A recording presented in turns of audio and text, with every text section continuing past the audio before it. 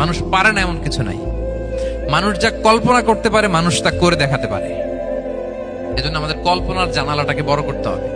I repeat, মানুষ যা কল্পনা করতে পারে, ইমাজিন করতে পারে, সেটা মানুষ করে দেখাতে পারে। ওই ক্যাপাসিটি দিয়ে আল্লাহ তাআলা মানুষকে তৈরি করেছেন। সুবহানাল্লাহ, সুবহানাল্লাহ। লাকাদ খালাকনাল ইনসানা ফি আহসানি তাকওয়িম। এই ব্রেনকে খাটিয়ে মানুষের কত ইনভেনশন, কত ডিসকভারি, মানুষ সভ্যতার পর সভ্যতা বিনির্মাণ করেছে। চোখ ধাঁধানো মানুষের আবিষ্কার তাক লাগিয়ে দিয়েছে গোটা বিশ্বে, একটার পর একটা করে।